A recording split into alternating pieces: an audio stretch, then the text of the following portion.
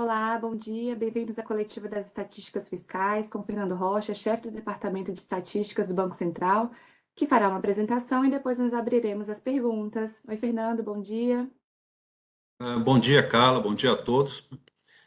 Vamos então começar a divulgação das estatísticas fiscais para o mês de junho, né? Começando pelos dados que estão na tabela 1 da nota para a imprensa. O setor público não financeiro consolidado, que é a maior abrangência das estatísticas fiscais do Banco Central, a forma mais completa de acompanhar o desempenho fiscal do setor público, né? O setor público fiscal, né, não financeiro consolidado teve um déficit primário de 40,9 bilhões de reais no mês de junho, né? Esse resultado é inferior ao déficit do mês de junho de 2023, ou seja, houve uma redução no déficit primário na passagem de junho de 2023 para junho de 2024. Em junho de 2023, esse déficit atingiu 48,9 bilhões de reais e agora se reduziu para 40,9, uma redução, portanto, né, de 8 bilhões de reais. O setor público não financeiro consolidado é composto por três esferas, né? O governo central, os governos regionais e as empresas estatais. Então, analisando as principais esferas para chegar a esse resultado de junho, vamos começar pelo governo central, né? O governo central foi deficitário em 40,2 bilhões de reais agora em junho de 2024. Esse resultado também é uma melhora em relação ao resultado de junho do ano anterior, de junho de 2023, que foi de déficit primário de 46,5 bilhões de reais. Então, passando de 46,5 para 40,2, uma melhora de 13,5%. Só para dar esse percentual para o setor público consolidado, né, quando se passa de um déficit de 48,9 bilhões em junho de 2023 para um déficit de 40,9 bilhões em junho de 2024, essa redução é de 8 bilhões de reais ou 16,4%. Né? Então, houve uma redução de 16,4% no déficit do setor público consolidado e uma redução de 13,5% no déficit do governo central. Ainda no governo central, né, pegando os dados que foram divulgados pela Secretaria do Tesouro Nacional nas estatísticas fiscais acima da linha, né, para a própria esfera do governo central, a gente pode ter mais detalhes sobre como foi alcançado esse resultado, essa redução do déficit.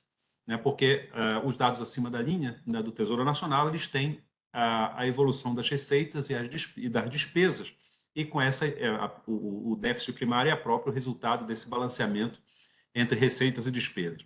Então, no caso das receitas, a receita líquida, né, do governo central cresceu em termos interanuais, né, de junho de 23 para junho de 24, 5,8% em valores ajustados pela inflação, ou seja, valores deflacionados. Teve um crescimento real, né, de 5,8%.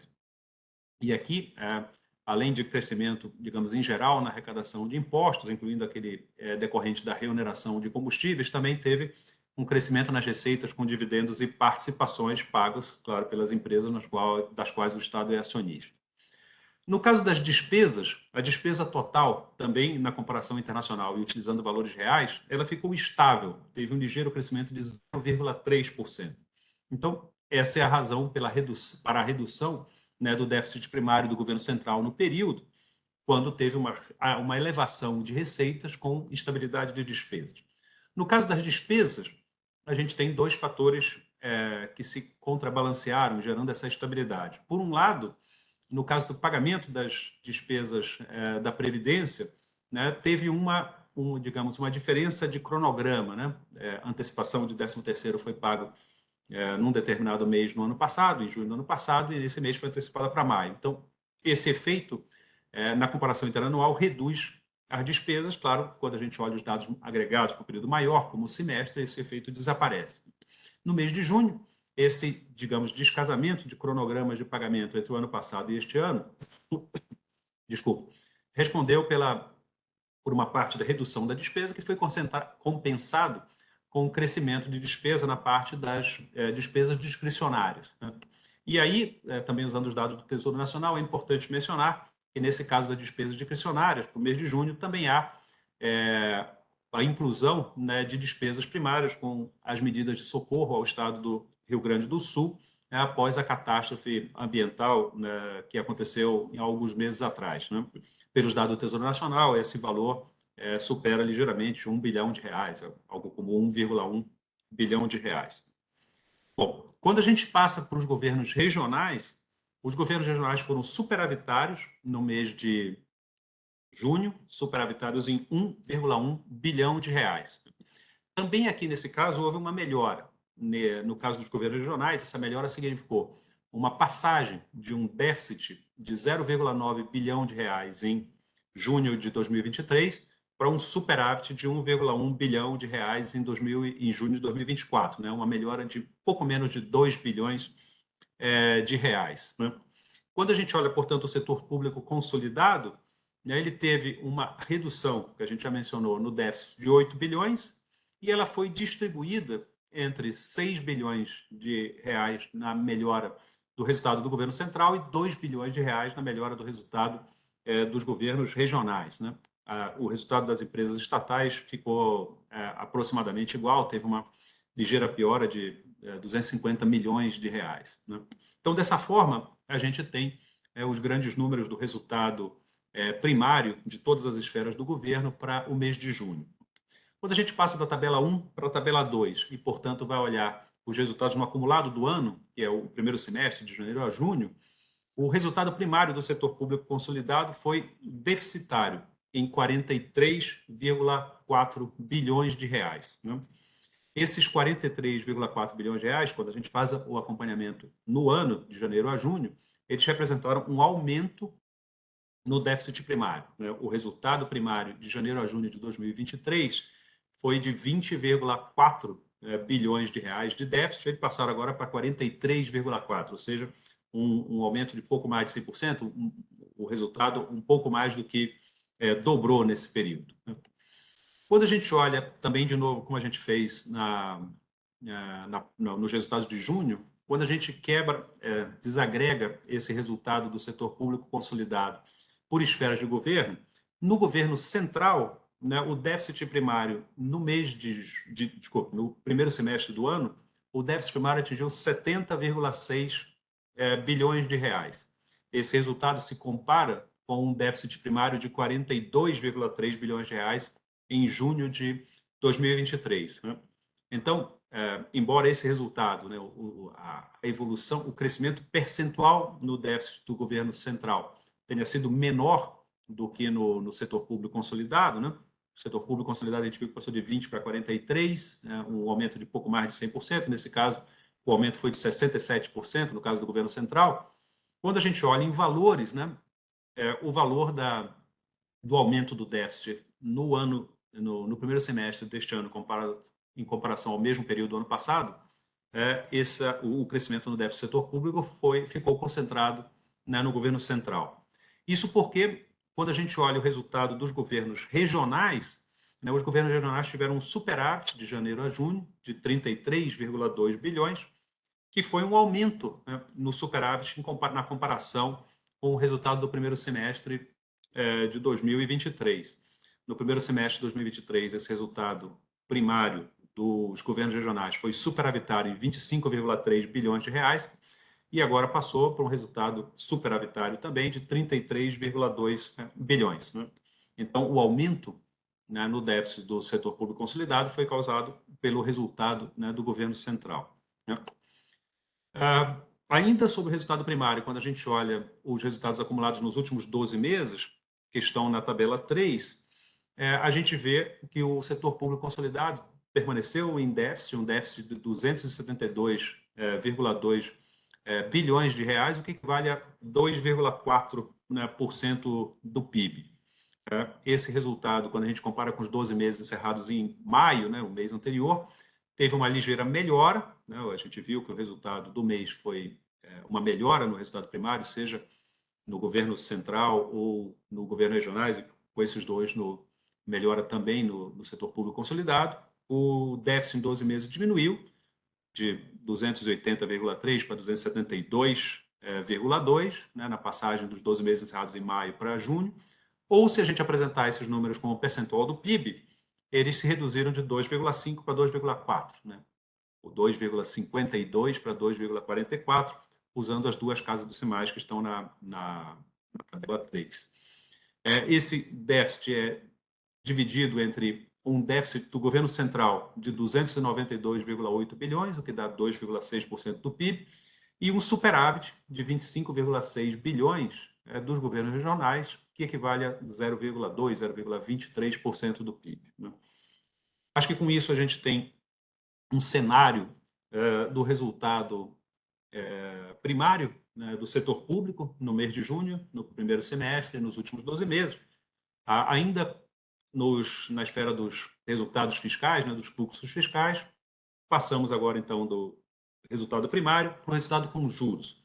O resultado com juros está apresentado também na tabela 1, 2 e 3, com os dados de junho, janeiro, junho e os 12 meses.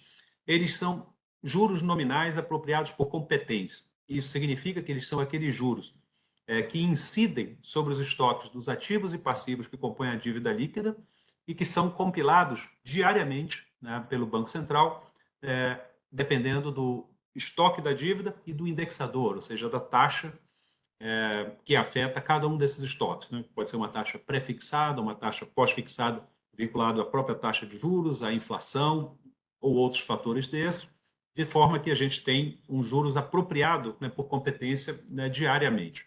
Então, quando a gente chega no resultado do mês, né, um último comentário é que, além da apropriação dos juros sobre o estoque da dívida, nós também consideramos os resultados dos swaps que o Banco Central faz, dos swaps cambiais do Banco Central, com os dealers. Né? Então, esse resultado, caso ocorra um ganho para o Banco Central, isso é apropriado nas estatísticas fiscais como uma receita com juros, e caso ocorra uma perda do ponto de vista do Banco Central, isso é apropriado nas estatísticas como uma despesa de juros. Né?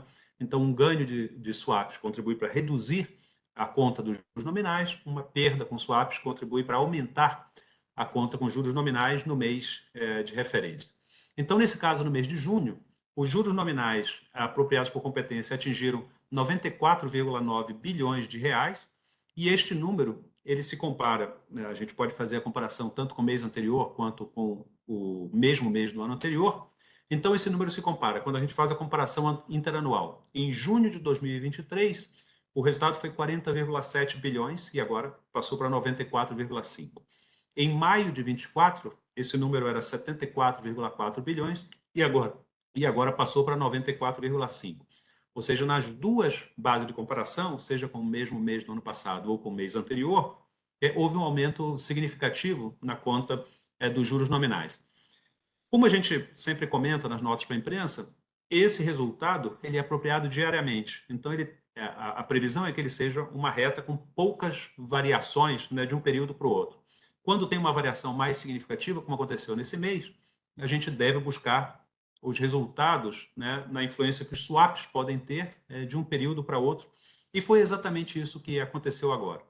Então, quando a gente olha os resultados nessa primeira comparação, na comparação interanual, eles passaram de 40,7 para 94,9 bilhões, ou seja, mais do que dobraram, né, um aumento de 133% ou 54 bilhões de reais.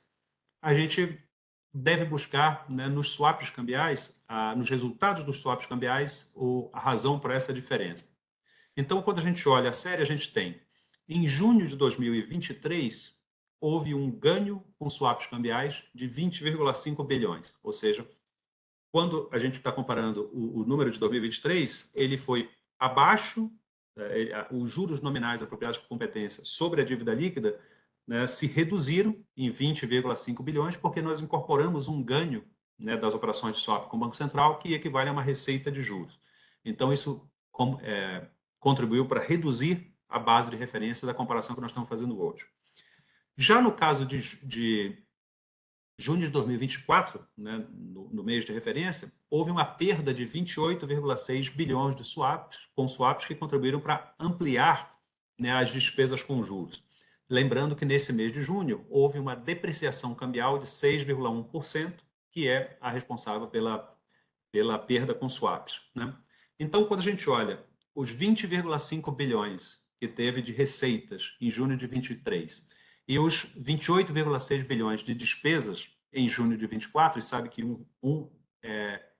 reduz os juros e o outro aumenta, a gente tem que o efeito dos swaps nessa comparação é de 49,1 bilhões, é a soma das duas partes.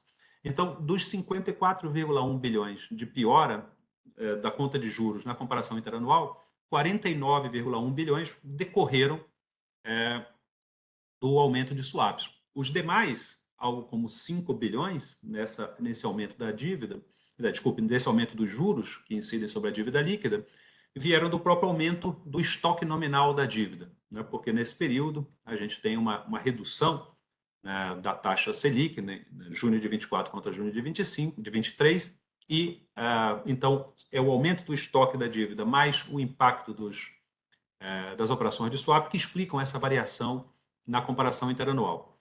Quando a gente olha na comparação com o mês anterior, que passou de 74,4 para 94,9 bilhões, a gente vê um aumento de 20,5 bilhões, né, de um mês para o outro. Nesse caso, a gente teve também, a gente já viu, né, perda de swap de 28,6 bilhões de reais em junho de 24, e em maio houve uma perda de 7,7. Então, a perda aumentou de 7,7 para 28,6 bilhões, o que dá, né, uma contribuição dos swaps para o aumento dos juros de 20,9 bilhões, que explica integralmente o aumento dos juros na passagem de maio para junho. Esse valor que vocês podem ver na nota, né, 20,5 bilhões, dos quais os swaps contribuíram com 20,9, então esse aumento é integralmente devido aos swaps. Quando a gente passa para a tabela 2, nós temos os juros nominais acumulados no semestre. Né? Nesse caso, os juros somaram 454,8 bilhões de reais, né? O que equivale como percentual do PIB a 8,13% do PIB. Né? Então, a gente pode comparar esse primeiro semestre com os primeiros semestres dos anos anteriores, tanto em reais quanto em percentual do PIB. Os dados do Banco Central são divulgados em reais nominais, então sem correção por inflação. Então, quando se olha em reais, esse foi o maior valor da série. Quando você olha como percentual do PIB, que aí, assim, tanto o valor em reais dos juros quanto o percentual do PIB quanto o valor do PIB são em valores nominais, então esse percentual é mais comparável ao longo da série, você tem esses 8,13% dos juros acumulados nos últimos 12 meses, no semestre, de primeiro semestre de 2024, são os maiores da série desde o primeiro semestre de 2003, que somaram 9,01% do PIB. Né? Novamente, quando a gente olha o aumento dos juros no primeiro semestre deste ano, comparado com o primeiro semestre do ano passado, a gente teve um aumento que passou de 337,3 bilhões de janeiro a junho de 23 para 458,8 de janeiro a junho de 24. Um aumento, portanto, em termos nominais, em reais, de 117,5 bilhões. Nesse caso, desses 117,5, 112 bilhões são atribuíveis ao resultado com swaps, né? Porque de janeiro a junho do ano passado houve um ganho de swap de 54,9 bilhões de reais, que, de novo, reduz a conta de juros, e neste ano uma perda, no primeiro semestre, de 57,1 bilhões de reais, que aumenta os gastos com juros. Né? Então, quando você soma, né, esses dois efeitos, a gente tem 112 bilhões dos 117 explicados pela variação, né, dos swaps. Retirando essa variação, a evolução da conta de swaps da conta de juros teria sido bastante mais suave, como é de se esperar numa conta apropriada por competência diariamente. Né? Bom, então o último critério, a última base de comparação, né, quando nós olhamos os últimos 12 meses, no acumulado dos últimos 12 meses, os juros nominais atingiram 7,48% do PIB, o que dá 835,7 bilhões de reais, e são, nessa janela de 12 meses, né, os maiores desde abril de 2016. Eles eram 7,66% do PIB nos 12 meses encerrados em abril de 2016, agora são 7,48%. Somando, então, o resultado primário com os juros nominais apropriados por competência, nós temos o resultado nominal do setor público consolidado, e esse resultado nominal nos 12 meses que foram encerrados em junho, ele atingiu 1,1 trilhão de reais, o que equivale a 9,9% do PIB, e tiveram um aumento em relação ao mês anterior, aos 12 meses encerrados no mês anterior, pelo próprio crescimento da conta de juros, né? Com isso, eu acho que nós apresentamos todos os resultados, então, referentes aos fluxos fiscais, né, que estão na tabela de 1 a 3. Passamos agora a comentar os dois conceitos de dívida, né, pública, que são a dívida líquida do setor público e a dívida bruta do governo geral. Em termos da dívida líquida do setor público, os dados são apresentados a partir da tabela 4. A dívida líquida é o conceito mais abrangente das estatísticas fiscais do país, porque ela não só considera todo o setor público não financeiro, né, ela é maior, por exemplo, do que a abrangência da dívida bruta, que se refere apenas ao governo geral.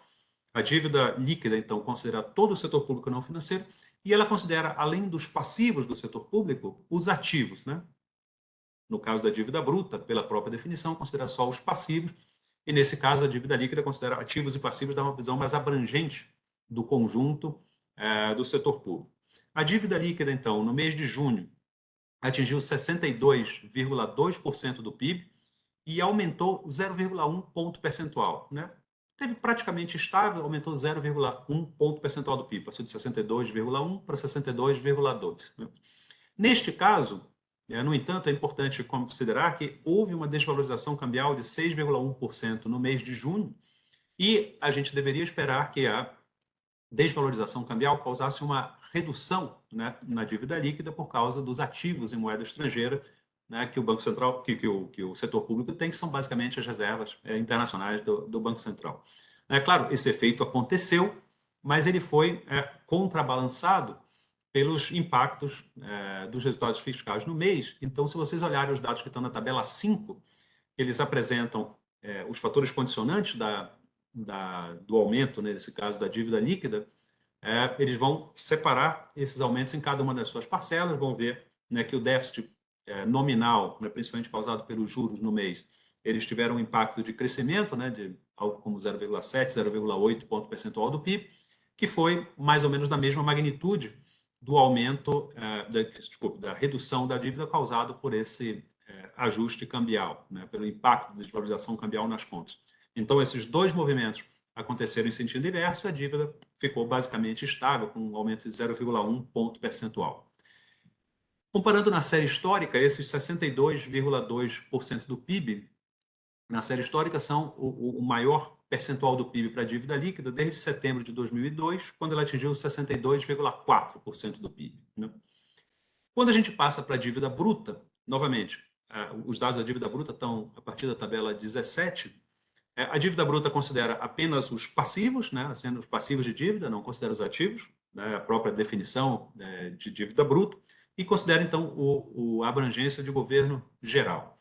Nesse caso, a dívida bruta atingiu 77,8% do PIB e cresceu 1 ponto percentual no mês. Aqui, daqueles dois fatores que eu mencionei em relação à dívida líquida, um deles não está presente, né, porque o impacto de desvalorização cambial reduzindo a dívida líquida é local por causa dos ativos em moeda estrangeira. E na dívida bruta, por definição, a gente não considera os ativos, né? Então, não tem esse efeito, que contrabalançou no caso da dívida líquida, gerou um crescimento menor. A dívida bruta teve um crescimento maior no mês, de 1 ponto percentual, e com isso ela atingiu o maior percentual desde novembro de 2021. Em novembro de 2021 ela era de 78,2% do PIB, e agora, mesmo com esse crescimento, ela chegou a 77,8%. Bom, esses eram os resultados do endividamento público nos dois conceitos no mês de junho. E com isso eu encerro aqui os pontos que eu tinha preparado para apresentar para vocês, nos fluxos e nos estoques das finanças públicas do país no mês de junho. Devolvo a palavra para a Carla para organizar aí as perguntas que vocês possam ter. Muito obrigado. Obrigada, Fernando. Vamos abrir as perguntas agora. Quem tiver uma, basta levantar a mão aqui pelo sistema e peço que identifique o veículo que representa.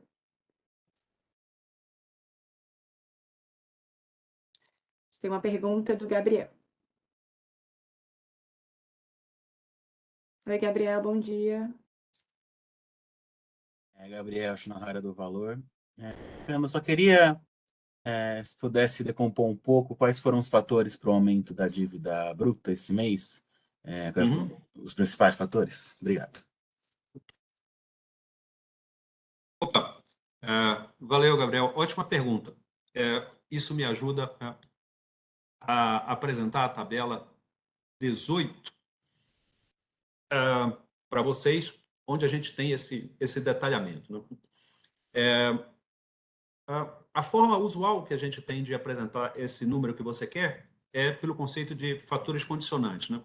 Ou seja, a dívida bruta tem um conjunto de passivos dentro e cada passivo pode ser influenciado por um determinado conjunto de fatores, né? Então, eles são uns para a dívida líquida, outros para a dívida bruta. Eu cheguei a comentar os da dívida líquida, que estão na tabela 5, e não comentei os equivalentes para eles da dívida bruta, que estão na tabela 18. Então, é o seguinte, na dívida líquida, como ela tem abrangência de todo o setor público e considera ativos e passivos, a gente tem uma relação, digamos assim, bastante direta entre o resultado fiscal, né, as necessidades de financiamento do setor público, que são o resultado primário, e os juros nominais. Então, a gente tem uma relação direta entre esse resultado e a variação da dívida líquida, né? Grosso modo, se tem um déficit, implica o aumento da dívida, se tem um superávit, indica uma redução da dívida em valores nominais. No caso da dívida bruta, talvez a gente possa ter o mesmo raciocínio, mas os fatores são um pouco diferentes. As duas coisas que a gente tem impactando na dívida bruta são as emissões líquidas de dívida e a conta dos juros nominais, né? No caso, a emissão líquida de dívida é o seguinte, né? A gente tem principalmente a dívida mobiliária, né, dívida pública mobiliária federal interna, que são os títulos públicos, né, emitidos pelo Tesouro Nacional, e esses títulos são, digamos assim, sempre emitidos, eles têm um prazo de emissão, um prazo de vencimento. Ao longo do tempo, todos os meses praticamente, você está fazendo rolagem desses títulos, que são a emissão, os títulos vencem, o Tesouro resgata, e com isso ele emite novos títulos e faz a rolagem da dívida. Isso não precisa acontecer nos mesmos meses, né? Você já tem o cronograma de vencimento de todos os títulos do dia de hoje até o vencimento desse último título, então você já tem esse cronograma antecipado e o Tesouro faz a sua programação de emissão desses títulos, seja para rolar os antigos ou colocar dívida adicional, se for necessário, e isso vai acontecendo de acordo com o cronograma previsto pelo Tesouro. Então, cada vez, por isso que a gente chama de emissões líquidas, né? A gente está sempre comparando as novas emissões com os resgates dos títulos que estão vencendo. Se essas emissões líquidas são, digamos assim, positivas, no sentido que você teve mais emissões no período do que resgate, isso contribui para aumentar a dívida. E se você teve emissões líquidas negativas, né, mais resgate no determinado mês, isso contribui para reduzir a dívida. A relação não é tão direta como é no caso do resultado fiscal, porque a emissão num determinado mês não significa que nesse mês eu tive um déficit e precisei emitir mais dívida para me financiar. Não, o Tesouro tem os estoques da conta única que ele pode usar para isso, né? Então, embora a relação entre os déficits e a emissão líquida de dívida seja uma relação, eles sejam comparáveis, né? Você tem um déficit que precisa ser financiado com a emissão de dívida em geral, essa relação não é direta mês a mês. Então, por exemplo, nesse mês de junho, você teve uma emissão líquida de 65 bilhões de dívida, que contribuiu para aumentar o estoque, né? Isso é de acordo com o cronograma do Tesouro, né? Tem meses que emite mais, tem meses que emite menos, de acordo com as necessidades. E, além disso, você teve os juros, né? Num caso de 70,4 bilhões, esses dois fatores, né, contribuíram. Um ponto adicional é que, nesse caso das emissões líquidas na dívida bruta, a gente considera não só as emissões do Tesouro, como também o impacto que elas têm na liquidez e digamos assim, a necessidade de colocar ou retirar operações compromissadas. Então, o conceito, né, de emissões líquidas, só para deixar mais claro, são as emissões e o resgate que o Tesouro faz e o impacto que elas têm nas compromissadas. Então, quando a gente faz esse balanceamento, você tem a linha de emissões líquidas na linha 18 e depois os juros nominais na linha 19.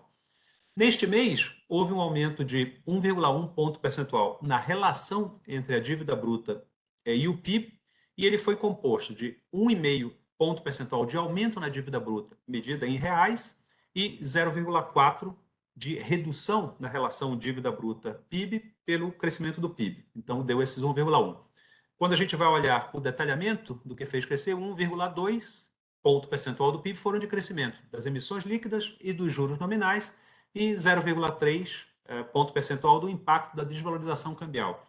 Aqui, como não tem a parte do impacto nos ativos, a gente pega só a desvalorização nos passivos e ela aumenta esse passivo. Então, tem esses fatores principais, estão na tabela 18.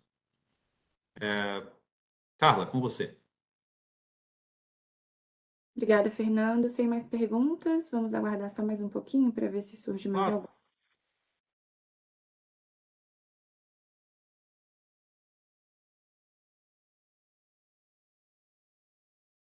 Eu acho que é isso. Quer acrescentar mais alguma coisa? Não, só agradecer a participação de todos aqui nessas 3 coletivas de imprensa, com os dados do setor externo, das estatísticas de crédito, os dados fiscais do mês de junho. Agradecer e desejar boa semana para todos. Muito obrigado. Obrigada, boa semana a todos.